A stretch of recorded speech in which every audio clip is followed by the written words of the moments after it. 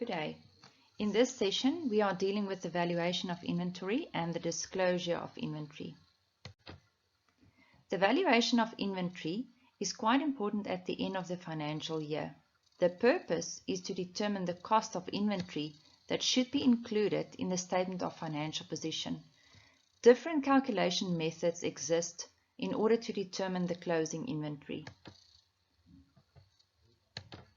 The first in, first out method is prescribed by IFRS for SMEs. In this method, items that were bought first will be sold first. This method is suitable for all businesses, but especially for those businesses selling perishables, such as a fruit and vegetable entity. The second method prescribed by IFRS for SMEs is the weighted average method. In this method, items are bought in batches. They have different prices, but they are similar items. A weighted average price is then determined and applied to all items. The third method is not prescribed by IFRS for SMEs, but it's important that you know about this method. This is the retail method, and there's a formula that calculates the cost to retail price ratio, suitable for all retailers. The fourth method is the specific identification method, where each item is priced individually, suitable for very expensive or unique products, for example, jewelry, or expensive and luxurious products. The standard cost method is where a standard price is determined and applied when the inventory is sold. As we've stipulated, we will cover the first two methods as these are prescribed by IFRS for SMEs. So the first example that we will do is example 2.5 from your workbook on page 60. The first in, first out method is first looked at. What we see in this calculation or in this example, example 2.5 deals with the first in, first out method and the weighted average method. In this example, Allisdale Farm Implements sell poultry feeders. The purchases of the entity for January 2014 were as follows. Then we have the dates here, and on each date we have bought a number of items at a specific price, and you can see that the price per batch will differ. In the additional information, we are given the opening inventory at the beginning of this period, and it says that we had 86 items remaining from the previous period that we will first use. During January, 476 items were sold. The periodic inventory system is in use. So one of the principles that we need to remember, if we calculate the cost of the closing inventory, is that we will always first use the inventory that we have on hand. So the 86 items will be used first. Remember, the first in, first out method says use the items that you bought first. So in terms of calculating, we will want to find out what is the value of inventory at the end of this term. Remember that 476 items were sold, so we are not looking at for the cost of the items that we sold, we're looking at the cost of the items that were left. So to determine what was left, we can do a lengthy calculation. First of all, we will say of the 475 that we had, 86 were sold using the opening inventory. That leaves us with 390. Then we would sell the first batch, which is this part here. So the 390 minus the first batch will leave us with 267. Take the second batch, which leaves us with 167. Deduct the third batch, which will leave us with 100.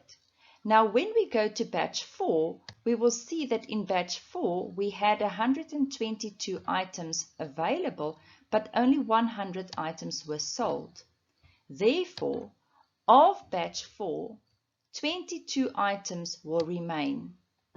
The same thing with batch 5. We didn't sell anything of batch 5, and we still need to account for the cost.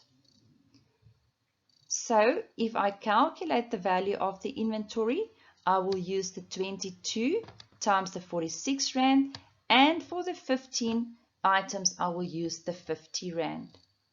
The 1,762 is then the value of my closing inventory. An alternative approach would be to do a calculation using the total of the items available. In this case, we will say that we had 86 items available from the opening inventory, and then we are going to add the total of all those items that we have bought during the year. Therefore, if we want to calculate the value of inventory on the 31st of January, that means the remaining inventory, we can say that 513 items were available for sale.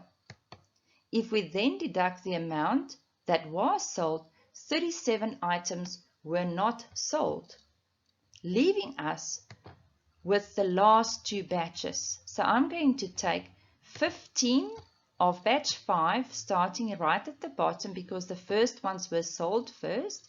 So 15 items from batch 5 were not sold, as well as 22 items from this batch here, and therefore we can calculate using these item prices that we had. So it brings me to 1,762, meaning this is the value of inventory at the end of the year. Also the cost then of the inventory at the end of the year. In the weighted average method, we will use a formula. So what is quite important of this formula is that it's not just merely the average, it is the weighted average. So how does this work? We will take all the items available for sale and calculate the total number of units, taking into consideration also the opening inventory. Don't forget the opening inventory. Then we will calculate the total price per batch by saying number of items times the price of the item. After I've calculated the total price per batch, I'm going to add the total of all these amounts here, and this will give me the total of all the batches that we have. The weighted average will therefore be the total value of the available units divided by the total number of available units, giving me a weighted average price per unit. Then all that is left is to calculate how many units did we not sell. So we take the 513 minus the amount that we have sold, 37 items were not sold, times the weighted average price, and we then find the cost of inventory at the end of the year that will be shown in our statement of financial position. When we disclose inventory, we need to look at where the inventory will end up in the statements. So the inventory that we have sold will be shown as cost of sales. This is familiar to you, I hope, at this point. The cost of sales will be in the statement of profit or loss and other comprehensive income, along with sales to calculate the gross profit. But the inventory that is on hand, in other words, the inventory that is left, unsold inventory, as well as consumables and other inventories on hand, even those that we did not intend to sell, will be in the statement of financial position and the notes. So here is an example of an inventory note. We will start with the heading inventory, and then we will have a subheading called merchandise. It's quite important that you get the wording right.